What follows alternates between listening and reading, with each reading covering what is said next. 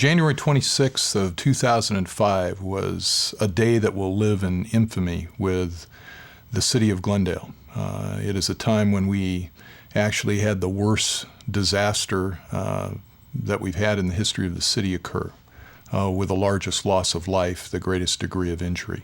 We had a southbound MetroLink train that collided with a vehicle that was intentionally placed upon the tracks that caused a succession of events that I don't think could ever be recreated.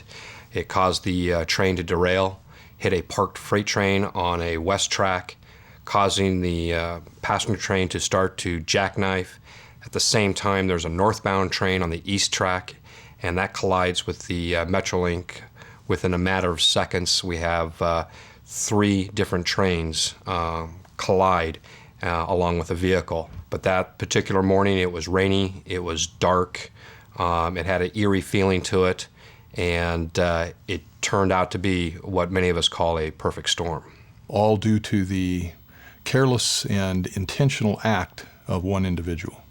He wanted a collision to occur. At the same time, the good was the time it occurred, we had shifts getting off work and we had shifts coming on. We had a number of personnel that were readily available to respond to the situation. Perfect in a sense.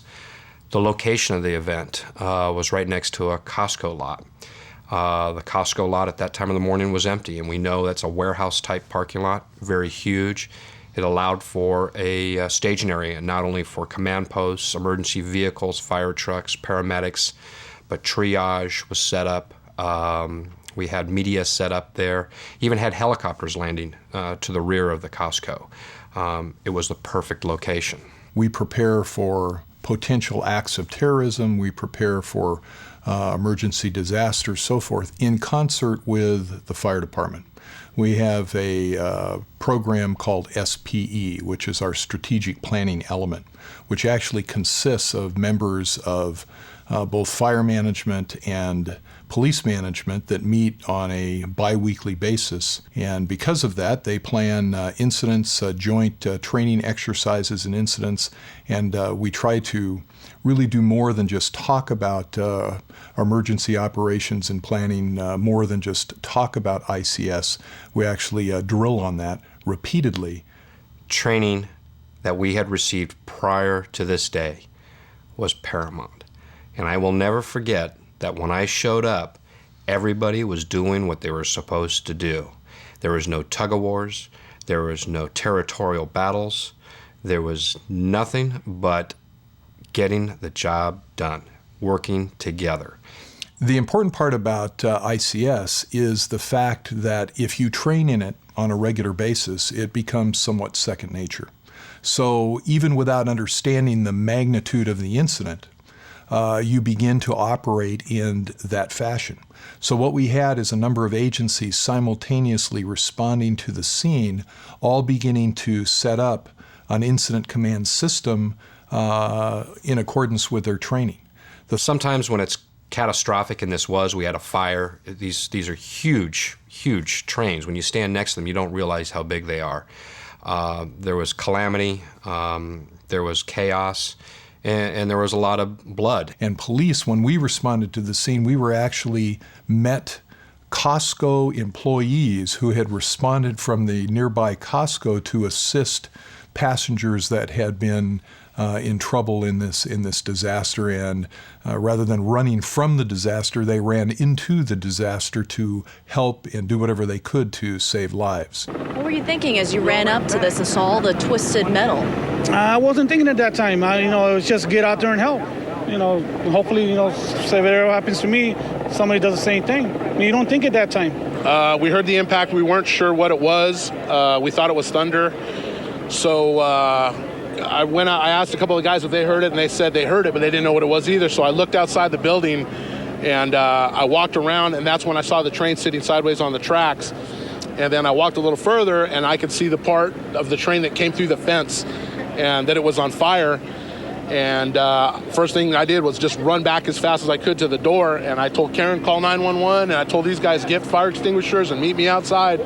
So we all went running over there, and there was a couple more with us that aren't here now, but we all got together and tried to put the fire out, and diesel fuel was pouring out of the wreck and getting all over our shoes, and we were kind of scared at that point. But we could hear people, needing help. They were crying out.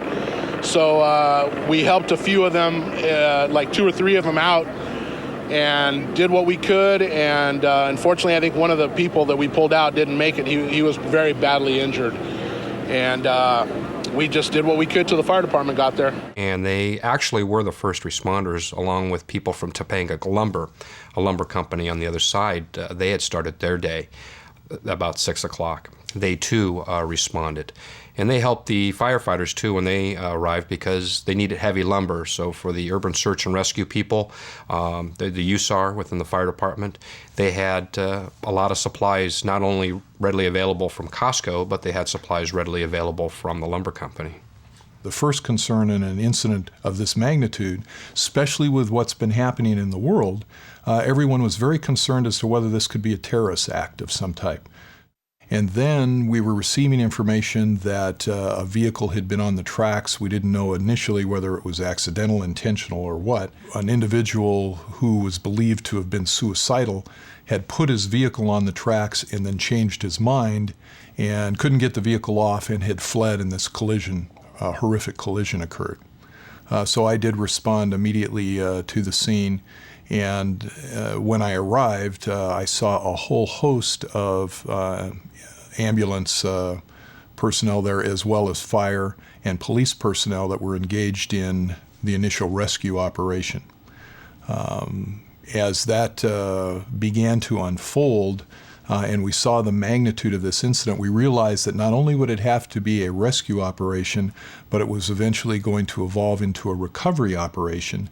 When I first arrived, ICS was well in place. It was a relief to see so many people come together from so many different disciplines, whether it be fire, police, the railroad people, prosecutors even showing up, that everybody folded into the incident command system.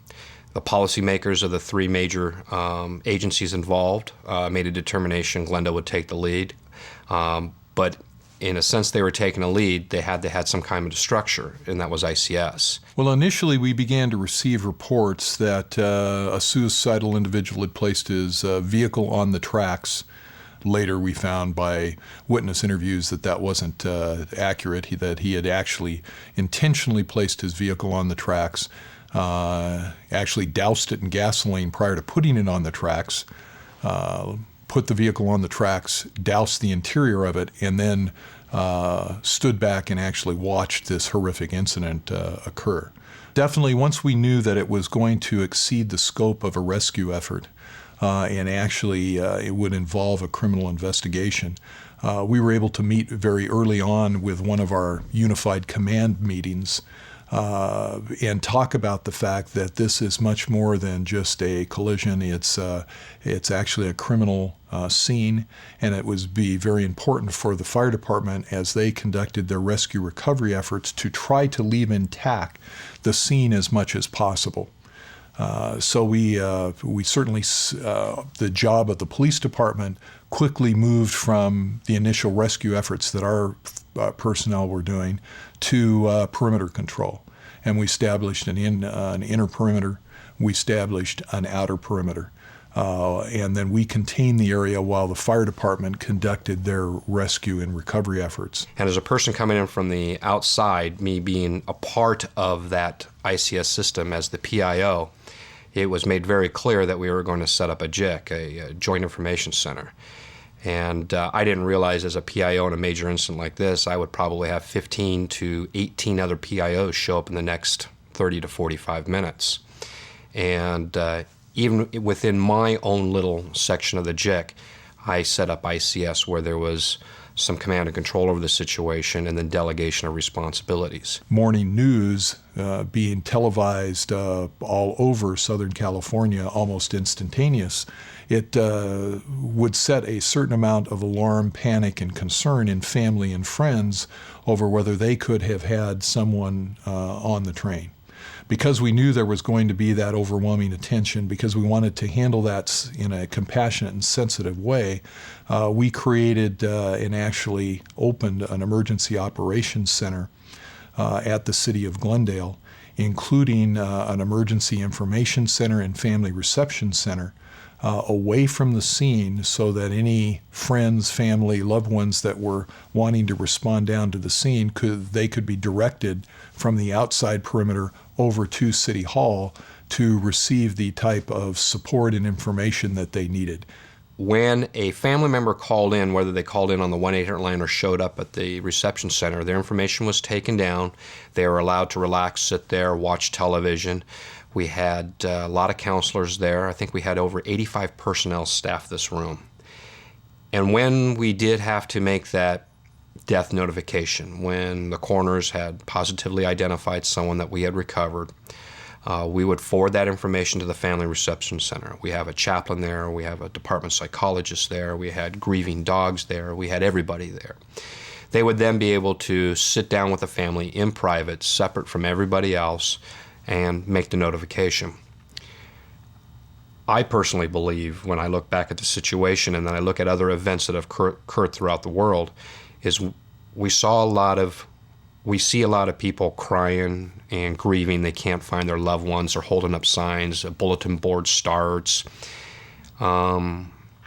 People start complaining, are we doing enough? Are we actually effectively trying to rescue or recover? We didn't have any of that. Again, one of the important parts of the incident command system was regular updates. At the conclusion of one update, everyone would agree as to when the next update would be. So we would break and respond to our respective areas of concentration. They would come back together for a status report and an update. That information would then be shared with our public information officer, who then would do the same thing with the media. They would be told that on a regular basis they would receive an update. They would know when the next update was. So that allowed for the dissemination of information. Initial indications in trying to determine exactly what happened leads us to believe that there was a vehicle on the tracks in the area of Chevy Chase and the railroad tracks. A southbound MetroLink train collided with that vehicle. I want to reiterate that 5 o'clock, we are probably going to have the most and the best information for you. And if you do have reporters at the Glendale Police Department, there's probably not much information they're going to be able to get from there. I strongly suggest to be here at 5 o'clock today. Thank you. As long as you keep giving information to the media and you're giving them hourly updates, factual information, or discrediting any rumors on an hourly basis, that they're not going to go and run and find another piece of the story, which could start rumors, which could cause problems. Keeping that trough full of information allowed us to control the media. I think, unfortunately, failure to control the media is the beginning of the failure of your operation. Because of the mass media coverage, it became very clear to all of our allied agencies that this was a major incident. And one of the things that is wonderful in the LA County area is we have such a positive relationship with the other agencies that they want to help. They want to do whatever they can to be of assistance. In many instances, some agencies just simply sent their emergency operation coordinators down to the scene to actually observe and to see a major incident unfolding and the things that would be going right and potentially things that could be improved upon in a future incident. I think ICS is the foundation for a successful event. I can tell you I look back on that date and the 60 hours this entire event span, success. And I also look at the fact that we didn't get any negative criticism for failure to do something. And I think that had a lot to do with how we operated. We operated under ICS, under a unified command, and ICS works in any size of agency or incident. And when you have to receive resources or you're about to send resources to an event, I think what everyone has to understand is that ICS is the model, and you will operate under that model, and it'll just make things so much easier. I think the number one thing that I would say about the incident command system is practice makes perfect. If you train, and train again, when you do face that incident, that training will become second nature. Because when you face an emergency or a crisis, if it isn't second nature, it won't work and won't work effectively. If it is, it really assists you in being able to handle that incident efficiently and command that incident in a way that will accomplish what needs to be accomplished at the scene. I know lives were saved by the synergy of the response out there and the degree of expertise and training that came to play on that morning.